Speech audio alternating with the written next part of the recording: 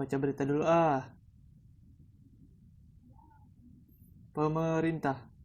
Warga yang tolak vaksin corona terancam sanksi denda 100 juta hingga penjara setahun. Hah?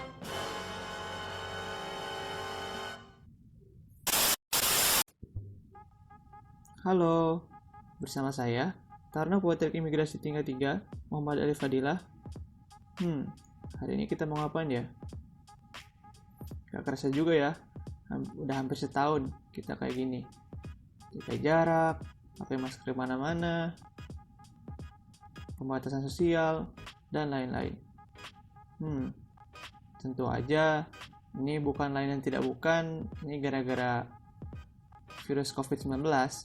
Udah pada tahu semua kan? Tentu aja, hal ini menghambat lajunya pembangunan negara dari segi ekonomi, pendidikan, budaya, dan lain-lain. Nah, hari ini kita bakal ngebahas tentang salah satu kebijakan pemerintah, yaitu vaksin.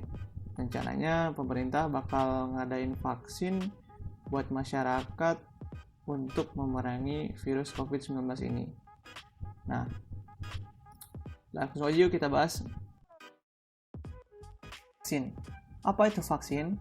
Vaksin adalah zat yang sengaja dibuat untuk merangsang pembentukan kekebalan tubuh atau imun dari penyakit tertentu, sehingga bisa mencegah terjangkit dari penyakit tersebut. Vaksin menjadi hal yang diprioritaskan pengembangannya saat terjadi wabah, terutama yang disebabkan oleh virus baru seperti corona pada saat ini. Contoh bukti keberhasilan vaksin adalah musnahnya penyakit variola atau smallpox pada tahun 1979 dan Indonesia yang terbebas dari polio karena program imunisasi. Virus COVID-19 ini memang dapat sembuh sendirinya bagi orang yang sehat di beberapa kasus. Namun, efeknya akan lebih berbahaya atau bahkan fatal bila menyerang orang lanjut usia, ibu hamil, perokok, penderita penyakit tertentu, dan orang-orang yang daya tahan tubuhnya lemah seperti penderita kanker. Wah, bahaya juga ya kalau daya tahan tubuh kita lagi lemah, bisa-bisa kita kena COVID nih. Jangan deh. Nah, mengutip dari covid19.co.id, jumlah kasus orang yang meninggal dikarenakan wabah virus ini di Indonesia berjumlah 30.581 jiwa. Tentunya bukan angka yang sedikit jika berkaitan dengan nyawa. Kita tidak bisa tinggal diam menghadapi wabah ini. Dalam pelaksanaannya sendiri, pemerintah Indonesia telah berjuang menghadapi wabah virus corona atau COVID-19 ini, dimulai dari aturan penggunaan masker, pembatasan sosial berskala besar atau PSBB, aturan jam malam, dan lain-lain. Baru-baru ini, pemerintah mencanangkan rencana pemberian vaksin juga kepada masyarakat untuk melawan wabah virus corona ini. Pada tanggal 16 Desember 2020 lalu, Presiden Joko Widodo telah mengumumkan bahwa pemerintah akan menggratiskan semua biaya vaksin COVID-19. Keputusan tersebut diambil setelah mendengarkan pendapat dari masyarakat dan menghitung ulang keuangan negara. Harapannya, tiap warga dapat menerima vaksin COVID-19 dan menghentikan pandemi yang melanda hampir setahun ini. Namun, program ini tidak berjalan mulus secara semestinya sejak awal sosialisasinya. Dalam riwayatnya, narasi penolakan diikuti hoaks seputar vaksin terus berlanjut.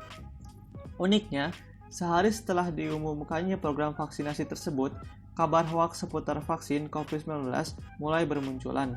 Salah satunya, tersebar berita di Instagram mengenai 4 orang yang mengalami kelumpuhan wajah setelah disuntik vaksin. Nyatanya, foto ketiga orang yang disertakan dalam berita bohong tersebut adalah foto lama para penderita lumpuhnya otot yang parah di satu sisi wajah atau Bell's paralysis yang telah lama diunggah di internet. Sejak tahap awal pemberian vaksin pada tanggal 13 Januari 2021 hingga saat ini, dalam menjalankan program vaksin COVID-19, pemerintah telah melakukan 2 hal yang penting untuk meyakinkan masyarakat.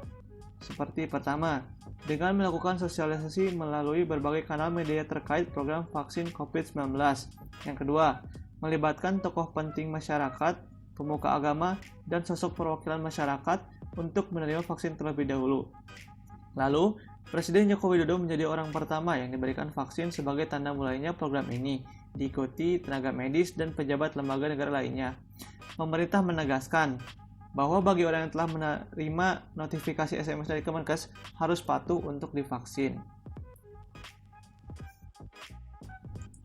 Menanggapi penolakan yang terus berlanjut, dalam webinar nasional kajian hukum, kewajiban warga negara mengikuti vaksinasi yang diselenggarakan oleh PBID, Profesor Edward Omar Syarif selaku Wakil Menteri Hukum dan Hak Asasi Manusia menanggapi hal tersebut dengan menyatakan bahwa jika vaksin adalah hal yang wajib dan maka bagi orang yang menolaknya dapat diberikan sanksi berupa denda, penjara, ataupun keduanya.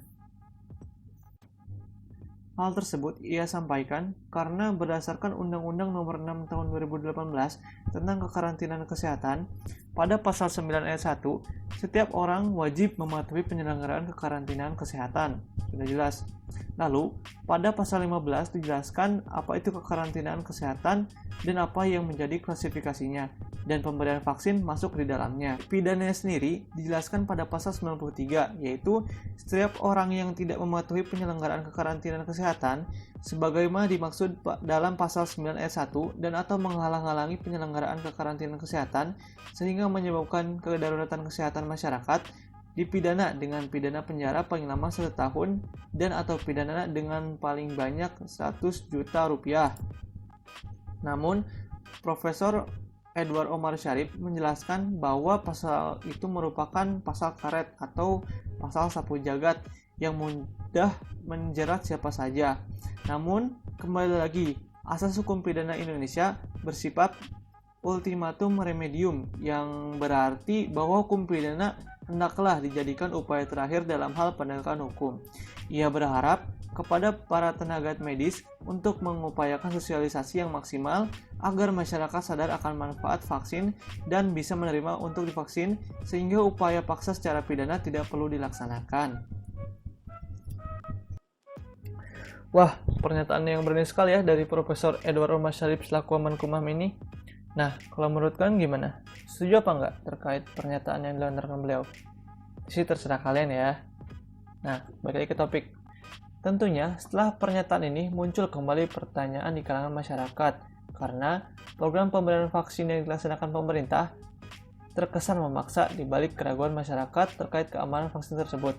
Bahkan, penolakan vaksin ini juga terjadi pada kalangan anggota DPR, di mana pada tanggal 19 Januari 2021, anggota Komisi 9 DPR, yaitu Ripka Ciptaning, yang merupakan lulusan sarjana kedokteran menolak dengan tegas untuk divaksin. Di dalam rapat kerja Komisi 9 DPR dengan Menteri Kesehatan, ia menyatakan menolak vaksin karena ragu akan keamanannya. Ia berdalih, pernah terjadi kasus penggunaan vaksin yang ditolak di beberapa negara namun masuk ke Indonesia, dan vaksin itu berdampak buruk pada pasien, dan itu terjadi selama pada masa karirnya. Ia mengatakan lebih memilih membayar denda daripada divaksin dan mengaitkannya dengan hak asasi manusia, bahwa pemerintah tidak boleh memaksa. Ia juga mempertanyakan masalah jenis vaksin yang beredar dan yang mana yang akan diberikan kepada masyarakat. Ia berpesan, jangan sampai pemerintah main-main dalam masalah vaksin ini dan jangan diperbisniskan oleh pemerintah. Akibat ucapannya, Bu Ripka Ciptaning digeser menjadi anggota Komisi 7 DPR.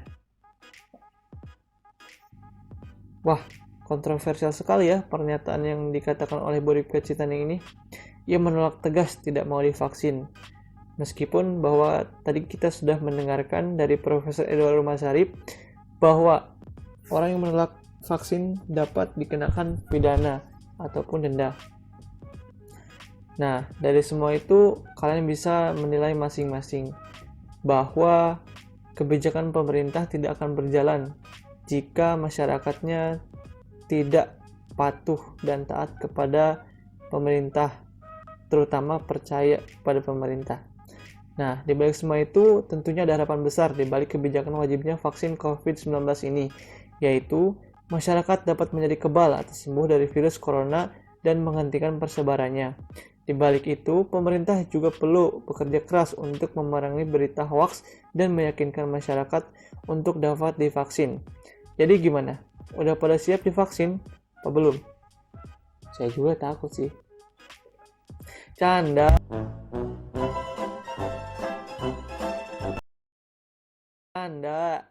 Saya selalu siap kok untuk divaksin. Nah, Semoga Indonesia kita cepat pulih dari wabah ini dan kita dapat beraktivitas kembali secara normal seperti biasanya. Amin. Sekian dari saya. Semoga bermanfaat.